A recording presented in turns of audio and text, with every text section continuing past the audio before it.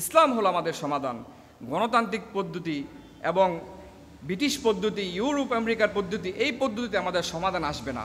আমরা যদি খেয়াল করি সৌদি আরবের দিকে, সৌদি আরবে যেই বিধানগুলো কায়েম ছিল এখন কিছুটা শিথিল হয়ে গেছে, যে চোরের হাত কাটা, জেনা ব্যভিচার করলে প্রকাশ্যে তাকে কতল করা, এই ভয়ে একটা মানুষ চিন্তা করতেও ভয় পায় যে সে চুরি করবে।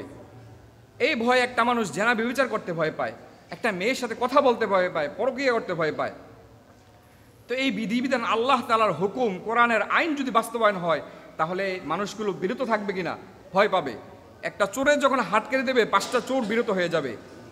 একটা জিনাকারীর জন্য পাথর মেরে হত্যা করা হবে, জনসম্মুখে তাকে শাস্তি দেওয়া হবে, তখন 10টা জিনাকারী বিরত হয়ে যাবে।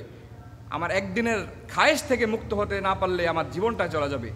এই জন্য এই কোরআনের বিধানগুলো, কোরআনের আইন বাস্তবায়ন হওয়া জরুরি। আমরা যদি রাষ্ট্রকে দুর্নীতি মুক্ত করতে চাই, রাষ্ট্রকে আমরা সঠিক পথের সমাধান দিতে চাই, তাহলে মানিবতাকাল হুদা ফি গায়রিহি আদাল্লাল্লাহ। যে ব্যক্তি হেদায়েতের পথে চলতে চায়, যে ব্যক্তি হেদায়েত অনুসরণ করতে চায়, ফি গায়রিহি, কোরআন ছাড়া অন্য কোনো রাষ্ট্রীয় ব্যবস্থাপনায়, গণতান্ত্রিক ব্যবস্থাপনায় অথবা ইউরোপ আমেরিকার ব্যবস্থাপনায় যদি সঠিক পথ তালাশ করে তাহলে সে সঠিকটা পাবে না। আদাল্লাল্লাহ, আল্লাহ তাআলা তাকে পথভ্রষ্ট করে দিবেন। এই জন্য যত সমস্যার সমাধান হলো আল কোরআন এবং হাদিস, রাসূল সাল্লাল্লাহু আলাইহি ওয়াসাল্লাম ব্যাখ্যা।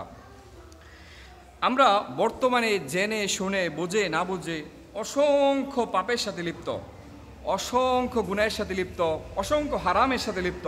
আমরা জানিও না এটাতে হারাম, আমরা বুঝিও না এটা যে হারাম, আমরা জানিও না এটাতে শিরিক। এমন অসংখ্য গুনাহের সাথে আমরা লিপ্ত।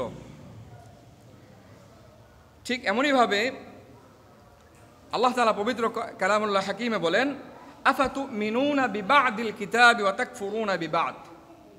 আফাতুমিনুন, তোমরা কি কোরআনের কিছু আয়াতকে মানবে, বিবাদিল কিতাব ওয়া তাকফুরুনা বিবাদ, আর কিছু আয়াতকে অস্বীকার করবে। যেমন আমরা এখন বর্তমানে জেনে না জেনে, বুঝে না বুঝে আমরা অসংখ্য আয়াত থেকে দূরে রয়েছে। যেমন আমরা কিছুক্ষণ আগে বলতেছিলাম যে জিনাকারীর শাস্তি কোরআনে বর্ণিত আছে। কেউ যদি জিনা করে তাকে পাথর মেরে হত্যা করতে হবে, কেউ যদি চুরি করে তাকে হাত কাটতে হবে, এবং বিভিন্নভাবে কেউ যদি কোনো মুসলিম নিরপরাধ নারীর বিরুদ্ধে কোনো অপবাদ দেয় তার বিরুদ্ধে কী শাস্তি, এটাও কোরআনে রয়েছে। অসংখ্য বিধিবিধান রয়েছে কোরআনের ভিতরে, হাদিসের ভিতরে।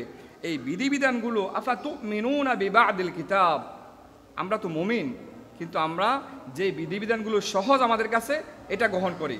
ওয়া তাকফুরুনা বিবাদ, আর যেটা আমরা পারি না, এতদিন আমরা পারিনি, আমাদের উপর স্বৈরাচার চেপে বসেছিল, আমাদের উপর গণতান্ত্রিকভাবে বিভিন্নভাবে আমাদের নাস্তিক মুরতাদরা আমাদের শাসন ক্ষমতায় ছিল। অনেকেই বুদ্ধিজীবী যারা ছিল, অনেকেই এরকম আমাদের শাসন ক্ষমতার ভিতরে, তারা ইসলাম বিদ্বেষী লোকরা অধিকাংশ সময় অনেকেই ছিল। এই কারণে আমরা দেখা যায় যে ইসলামী বিধিবিধান নিয়ে কথা বলতে পারিনি।